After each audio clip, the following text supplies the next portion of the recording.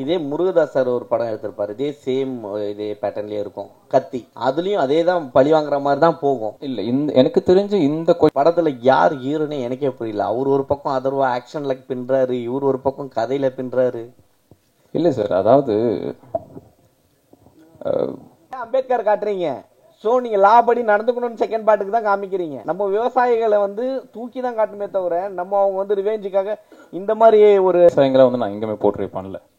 Captain Prabhakaran அந்த படத்துல தான் ஹெல்மெட்ல அந்த லைட் வச்சு அவ்வளவு பேரை காட்டுவாங்க. அதுக்கப்புறம் இந்த படத்துல தான் அதிகமா நீங்க கொண்டு வந்திருக்கீங்களோ அப்படின்றது நாங்க ஒரு இல்ல. விஷால் சார் பிறந்த நாள் அன்னைக்கு சொன்னாரு, நான் இவ்வளவு நாள் பேச்சுலரா இருந்துட்டேன், இப்போ கரெக்டா வீட்டுக்கு போனோம், ஃபேமிலி எல்லாம் இதாயிருக்கு.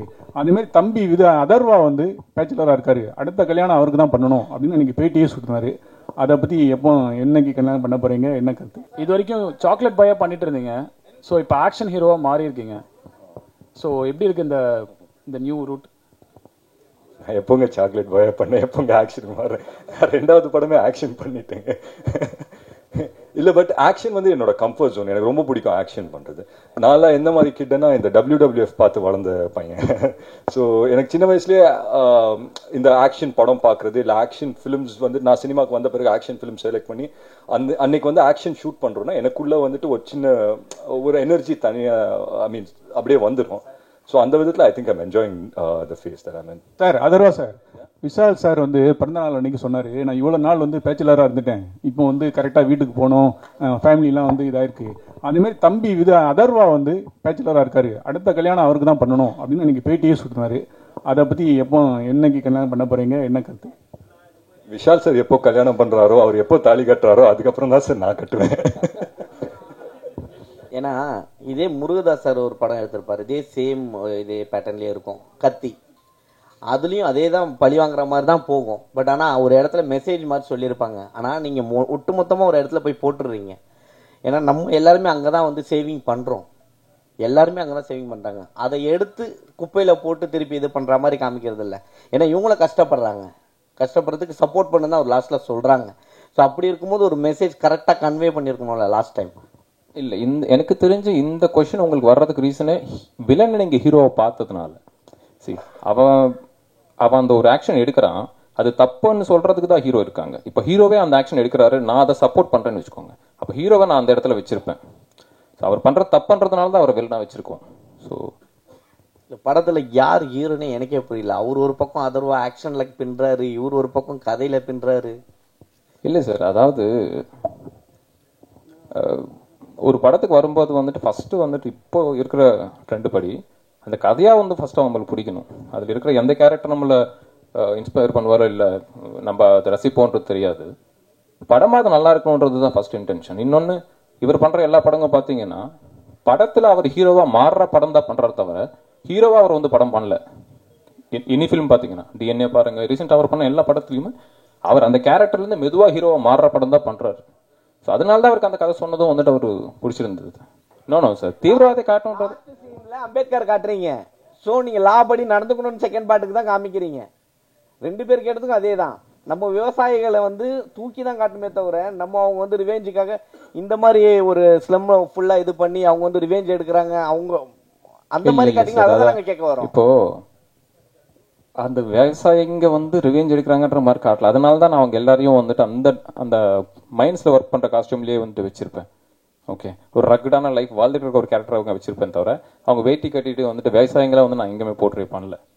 அதர்வா சார், நீங்க மைக் சார், இந்த ஸ்டோரி டைரக்ட் உங்ககிட்ட சொல்லும் போது உங்களுக்கு என்ன தோணுச்சு? இப்ப இருக்க கரண்ட்ல எல்லாமே நடந்துன்னு இருக்கு. மக்களை அடிக்கிறதெல்லாம் போலீஸ் தான், பின்னாடி இருக்கிறதெல்லாம் ஆட்சியாளர்கள் தான். ஸோ இந்த ஸ்டோரி பண்ணும்போது நீங்க ஏதாவது டைரக்ட் ஏதாவது சொன்னீங்களா, இல்ல ஏதாவது ஸ்கிரிப்ட்ல ஏதாவது மாத்தினீங்களா? இல்லை சார், செகண்ட் ஹாஃப்ல ஆக்ஷன் பிளாக்ஸ் அதெல்லாம் ஒர்க் பண்ணோம். பட் இந்த ஸ்டோரி நான் கேட்கும் போது எனக்கு ஒரு விஷயம் பட்டு சார், இப்போ நீங்க கேட்ட கேள்விக்கும் ஒரு பதிலா இருக்கும்னு நினைக்கிறேன். இந்த உலகம் ஒரு உலகம் தான் சார், நம்ம எல்லாருமே வாழ்றது. பட் பெர்ஸ்பெக்டிவா பாத்தீங்கன்னா 3 உலகத்துல இருக்கிற மாதிரி இருக்கும். ஒன்னு நான் பாக்குற உலகம், என் பெர்ஸ்பெக்டிவ்ல எனக்கு தெரியுற உலகம். ஒன்னு உங்க பெர்ஸ்பெக்டிவ்ல இருந்து தெரியுற உலகம். பட் ரியாலிட்டி என்னன்னா 2 பேரோட ஒரு காமன் பாயிண்ட்ல ஒன்று மீட் பண்றோம் சார், அதுதான் ரியாலிட்டி, அதுதான் நிஜம் உலகம். ஸோ வந்துட்டு இங்கே யார் சார் தப்பு, யார் கரெக்ட்? ஸோ யூனிஃபார்ம் போட்டவங்க எல்லாமே கரெக்ட் அப்படின்னு கிடையாது. யூனிஃபார்ம் இல்லாமல் ஃபார் எக்ஸாம்பிள் அஸ்வினோட கேரக்டர் ஆகட்டும், அவர் ஒரு பேக் ஸ்டோரி வச்சு போராடுறாரு. ஸோ அவர் பெர்ஸ்பெக்டிவ்ல பார்க்கும்போது அவர் கரெக்டாக இருக்காரு, என் பெர்ஸ்பெக்டிவ்ல பார்க்கும்போது எனக்கு கரெக்டாக படுது.